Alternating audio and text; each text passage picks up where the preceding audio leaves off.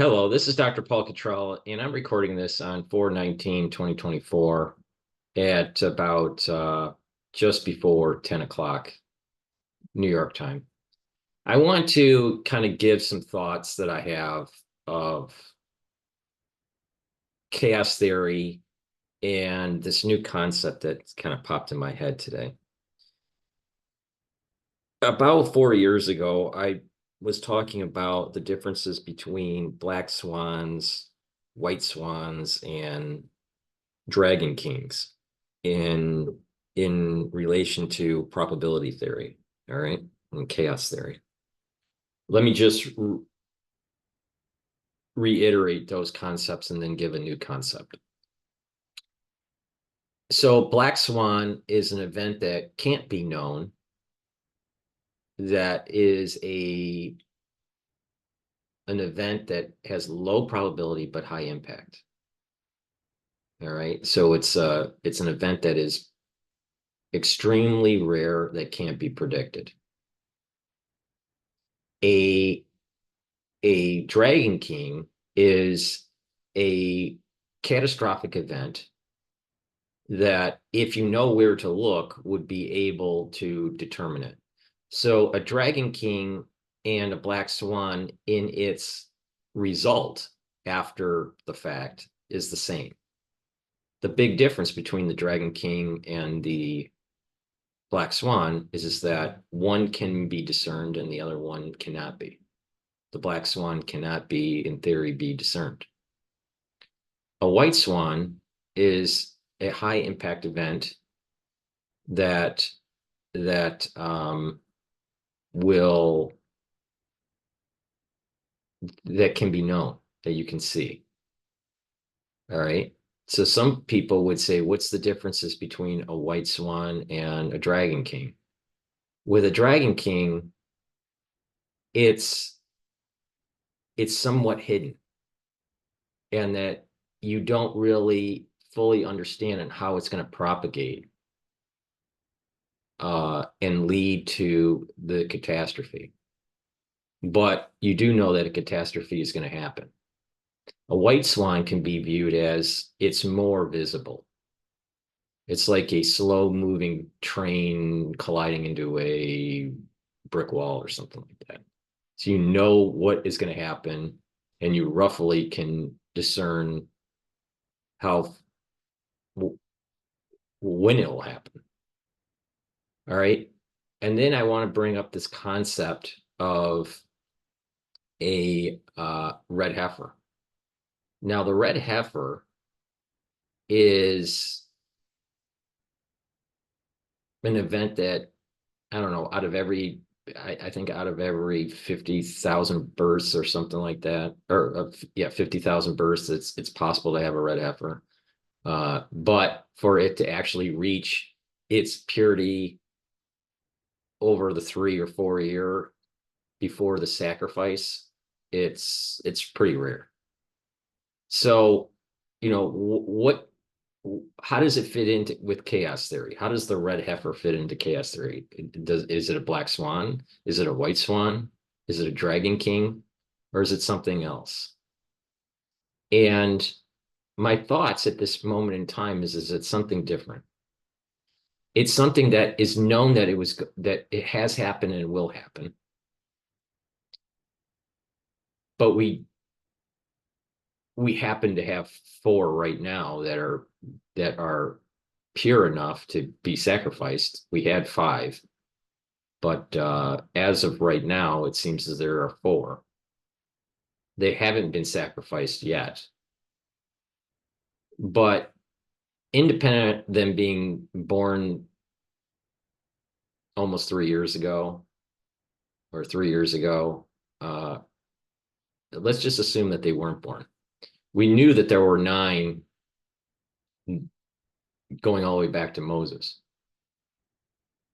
And so subsequent generations, there were a total of 9 since the fall of the Second Temple.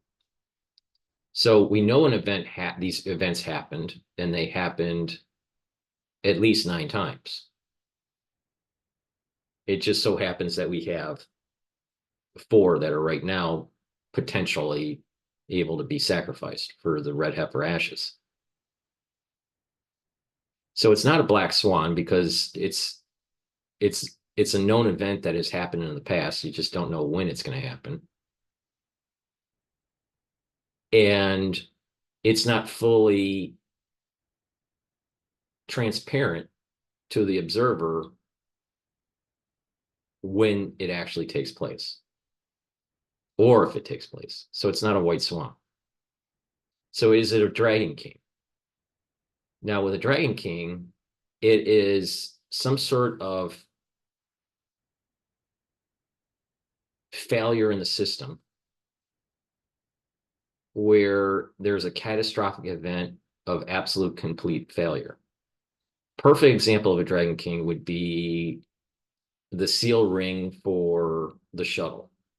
When the shuttle blew up, there was seal rings for its boosters that were too cold, and it led to a catastrophic event. Now, if you knew where to look, it could be predicted that there was going to be a system failure. It's only after the fact. But if you had eyeballs on there, you probably would see, that this could be a complete disaster. So this is kind of a dragon king, that there's some sort of problem with a complex system that will lead to catastrophic failure.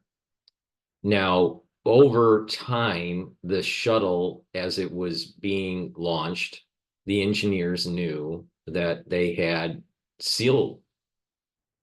ring seal problems with the boosters, and that design needed to be updated, especially during cold weather.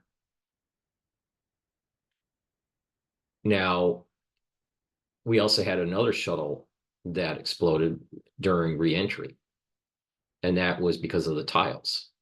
And it was known through cameras being fitted on the shuttle system as it was launching, seeing the foam that breaking off and hitting the tiles, especially around the wing area, and causing damage to the thermal tiles.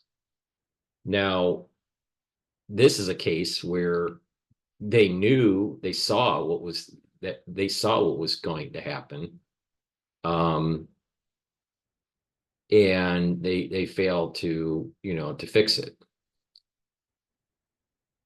So it's a little bit different than the O-ring. The O-ring, they only knew after the fact, after the disaster, because they really didn't have any pictures to see what was really going on with the O-ring. But when these boosters fell back to the earth, they could see that there were problems that were taking place, especially at colder temperature launches. So they could discern that a potential problem could happen, but it didn't happen yet. With the tiles breaking, they actually saw the tiles breaking. So it's both situations, even though they're slightly different, are kind of a dragon king. But is it possible? And it's just a question that I have in my mind. Is it possible that a red heifer, what is it? Is it something more like a dragon king? It's not a white swan because it's not fully transparent, because you don't know when they will be born and if they'll be able to be sacrificed. It's not a black swan because you do know that there have been things like this in the past, but you don't know when that will happen in the future. Now, one could say, well, isn't the stock market similar to what you're talking about? That perhaps stock markets can't be modeled as black swans, as Dr. Taleb would say. And this is the big debate between Dr. Taleb and Dr. Sornet. between Dragon Kings and black swans. You know, Sornet's basically saying, well, the stock market, if you know where to look, there is some sort of fracture point, and there'll be some sort of loss in liquidity in the market, or a failure in the system. Now, it could be a social system, it could be a mechanical system, a biological system, it doesn't matter. The more philosophical question between Sornet and Taleb is that if the stock market, if financial markets crash, are they really black swans or are they dragon kings? There are researchers that fall into the category, well, all stock markets will or all financial markets are basically dragon kings. And then there's another subset of researchers out there that are saying that these high impact, low probability situations in social systems, especially in the financial markets, are black swans. So I take the stance that in most situations, that if you know where to look, you'll be able to discern where that market illiquidity will take place. And so in most cases, you're going to see dragon kings. But there are situations where you think a system is more stable. For example, creating derivatives that, if they're done correctly, would reduce risk, and then selling those derivatives to investors, that it makes the system more liquid and more stable. But in essence, it didn't. And therefore, an event that took place that couldn't be discerned until just before it happened. There were some people that were predicting Lehman crash about a year or two before, but it was an ongoing derivatives problem, an insurance problem, and subprime borrowing problem that was emerging in the United States and truthfully around the world. So there are certain situations, social systems, where you think it's actually more stable, but it ends up being completely more fragile. And therefore, this is where the black swan comes in. Now, the moments that you start to see the crack, then someone would say, okay, this is where the black swan is. Or I'm sorry, where the dragon king is. And once you see the crack, you can run scenarios in your mind where this is going and predict system failure. Sometimes it's so fast that it flies underneath your surveillance mechanism on how the system is going to fail, and the black swan takes hold. So this is that big debate between black swan and dragon king. So, where is the red heifer in this? The red heifer is something that is known to have happened, is known that it will happen, and it is known that it's potentially around the corner in our time. So it's not a black swan.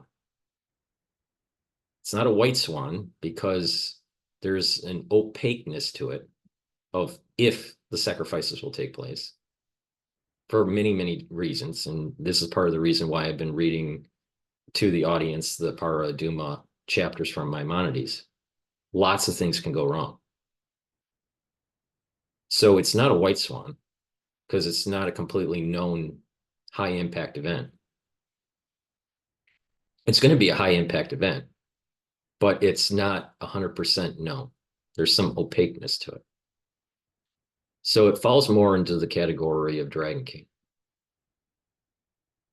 That once it takes hold, once the sacrifices take place, and the ashes are prepared and the purification process starts to begin for the Jewish people, then this is the countdown for the actual temple to be rebuilt.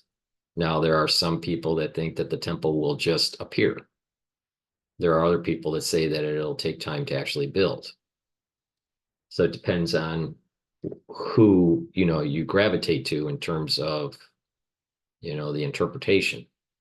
But there's definitely a countdown that takes place because these ashes from the red heifer are so important. So it is a high impact event. So all three, Black Swan, White Swan, and Dragon Kings, are high impact events. The question is, what is known before the high impact event? So I don't see this red heifer as a black swan. It's not a white swan, but it's closer to a Dragon King. But is it potentially something slightly different than the Dragon King? And these are questions that I have in my mind, and perhaps people that are listening could actually put their comments in and maybe give their opinions on it. My original thoughts at this time are that it's probably closer to a Dragon King than its own thing, because it's a high impact event. Dragon Kings are high impact event, and that once you see the crack, once you see something emerge, that you can discern where the system is going. And so once the slaughter of the animals take place and the ashes are prepared, and as you know through the readings of the Para Aduma, that it is an extremely complex series of things that have to take place. And everything has to be done right.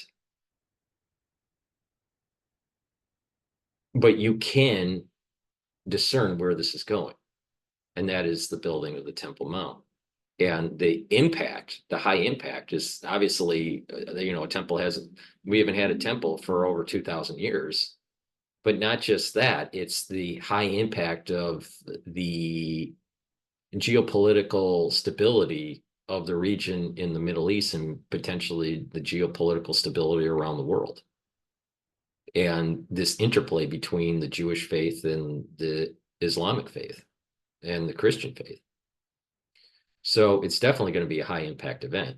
And we sort of can see in how this is all playing out, where it will be the rebuilding of the Temple Mount and the taking down of the Dome of the Rock. So it does seem as though it's more like a Dragon King. That the red heifer is, a Dragon King. But, is it something different? Is it something slightly different? Sornet always used the example of the booster rockets or the hydrogen tank for the shuttle as a great example, where if you potentially see a crack or a weakness in a system, then you can run simulations, or you can run an analysis to determine the probability of certain things to happen downstream. Run Monte Carlo simulations, or think about strategic options a few time periods away, where price movement might go if certain things. So these things are called probability cones, or strategic options. Or a great example is a player on, let's say, a chessboard makes a move, then your moves will be dictated based on the previous player's move. But there's optionality up to a certain point, but there's optionality in how you would strategically move in that game. So there's these probabilities. Is it better Is it more probable to go in one direction or more probable to go in another direction? So my mind at this moment in time is more that that red heifer is a Dragon King. And then it doesn't have a unique feature other than the religious component to it. Now, what is interesting is that it has this purification. And this is an idea that popped in my mind. All right. One thought is that when a black swan event happens, a white swan event happens, or a Dragon King event happens, you have this high impact event. And there, especially if it's a negative event, something that is, a hurricane that hits a town, or stock market crashes, or a death, or whatever. These high impact events, they're negative, in that there's a cleansing. Like in the financial markets, their greed leads to markets to become unstable, and then the market crashes, and then people become more conservative with their money. When someone dies, especially due to, let's say, poor lifestyle choices, people that are surviving sometimes gets a wake-up call to change their ways, because they may be doing the same thing. So there is a certain cleansing process where one thinks about previous behavior and tries to change it. So there is a purification that's taking place, similar to the purification of the soul through the red heifer ashes when someone is exposed to a corpse. So there is this, all three examples, black swan, white swan, and the Dragon King, they all have some level of purification process, because it's a change of behavior, so a change of social behavior. Or let's say, for example, a species gets out of sync with its environment to the point where it actually is hurting itself, and something will happen to that species and get it back in homeostasis. So there is this getting back to homeostasis, or repenting, or changing one's behavior because of seeing a catastrophic event happen. And that may actually be a takeaway of this idea of the purification process. It's the starting of anew. It's purifying the soul to be able to move forward in a different way. So it's very possible that the world is getting more chaotic, more belligerent, losing moralities, to the point where the system is fracturing and needs purification. So there may be, the red heifer may not necessarily be, in terms of probability or chaos theory, any different than the Dragon King. But there is a takeaway that it is at the core of the red heifer ash is the idea of purification. And maybe that's the big difference, is that it's subtle in the Dragon King, that after a system failure, that there's a change of behavior if there are people that survive for another day, to change that mechanical device or that social system. It was more focused on, the Dragon King is more focused on the idea that if you know the propagation of some sort of issue within some system, that you can extrapolate where this might be going.